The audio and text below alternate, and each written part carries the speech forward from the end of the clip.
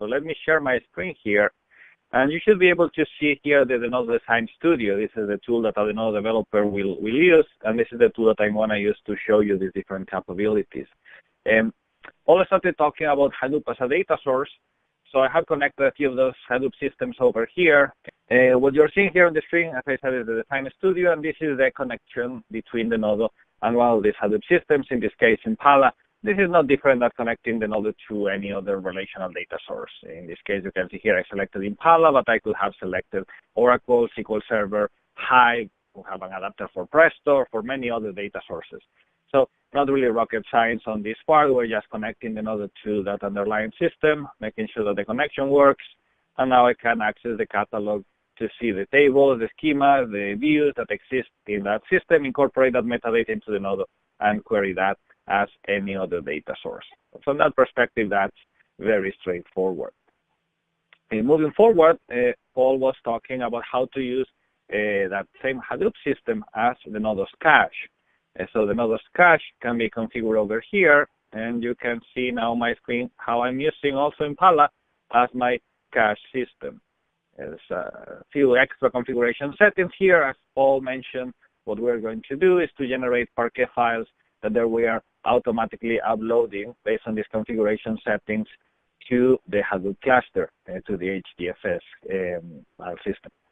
So very quickly, I'm going to show you an example of how to do that, because it's literally a couple of clicks. For any table, any view, any model that you have, if you want to cache that content in Hadoop, which just means that you are really uploading that data over there, you come here to the Options tab. You see the first are the cache settings. You just select the cache settings, enable that. This is going to modify the settings inside of Denodo and also create a table in the Hadoop cluster where that data is going to be stored. As of now, there is no data there. I haven't loaded any data yet. But if I go here and I click on Store Results in Cache, this is going to get data from the original data source, process that data, generate the Parquet file, and upload that file to the Hadoop cluster. So all that process, it's done automatically by Denodo for you. Right now, that content has already been cached. That means that if I run the query now, and this data was originally coming from Oracle, if I run a query, now this data is coming, in this case, from Impala. And if I show you details of the execution trace, you can see here the type is now cached. And you can even go and see this, the sentence that we have sent to Impala. You can see Impala down here at the bottom, and data coming from the table that Denodo has automatically created. So caching, which means persisting data in Hadoop, so it's available in Hadoop as another table. It's really just clicking on a couple of options. So very easy way to incorporate data into your Hadoop system if the real-time on-demand access is not good enough for you.